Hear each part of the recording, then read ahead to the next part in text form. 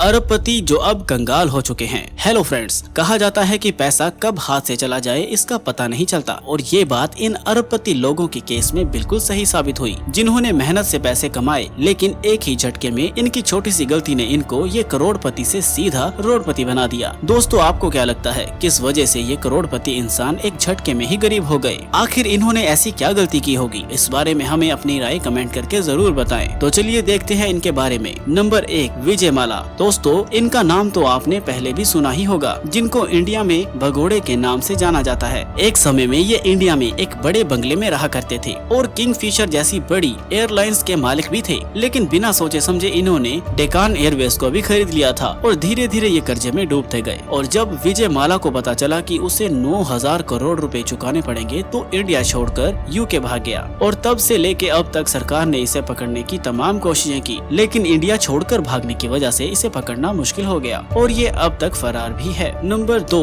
Nirav Modi. Punjab national bank के साथ साथ लोगों को भी चूना लगाने वाले नीरव मोदी की बात करें तो उन्होंने पंजाब नेशनल बैंक के 2 कर्मचारियों के साथ मिलकर इतना बड़ा स्कैम किया था कि वो बाकी बैंकों से पंजाब नेशनल बैंक के नाम से आसानी से लोन लिए जा रहे थे। लेकिन जब पीएनबी को 10 करोड़ की चोरी का पता चला तो नीरव मोदी के खिलाफ एफआईआर दर्ज की गई। इसके बाद उनका घर और सारी प्रॉपर्टी जब्त कर ली गई और वो भी पुलिस के हाथों पकड़े गए और उनको जेल हो गई। नंबर 3, सत्यम कंप्यूटर्स। बता दे दोस्तों, सत्यम कंप्यूटर्स कंपनी के मालिक रामालिंगा राजू इतने ज्यादा मशहूर थे कि उनको लोग आंध्र प्रदेश के बिली गेट्स के नाम से भी बुलाते थे, क्योंकि इन्होंने सिर्फ 23 लोगों से शुरू करके अपनी इस छोटी सी कंपनी को काफी ऊंचाइयों तक पहुंचाया था, जिसके बाद इस कंपनी की नेटवर्थ 2018 में पूरे 10,000 करोड़ थी। लेकिन बाद में इन्होंने और पैसे कमाने के चक्कर में पैसों की काफी हेराफेरी शुरू कर दी, जिसके कुछ समय बाद ही उनके 10 करोड़ का स्कैम सबके सामने आ गया और नौबत यहाँ तक पहुँच गई कि उनको अपनी कंपनी से ही रिजाइन करना पड़ा। और बाद में इनको न सिर्फ अपनी कंपनी को बेचना पड़ा, बल्कि इन्हें और इनके साथियों को 7 साल की जेल भी की गई। नंबर 4, सीसीडी के मालिक। दोस्तों, ये बात सभी जानते होंगे कि 25,000 करोड़ की कैफे कॉफी डे जैसे फेमस कंपनी के मालिक ने कुछ समय पहले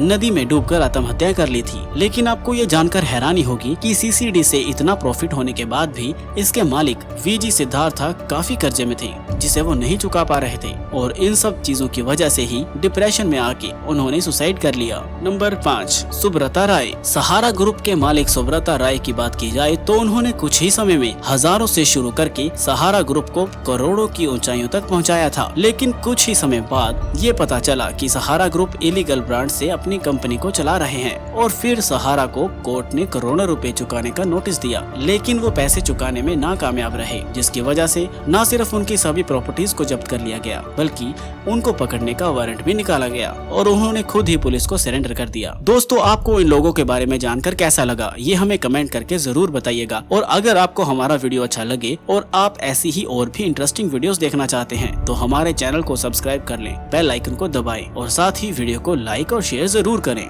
धन्यवाद।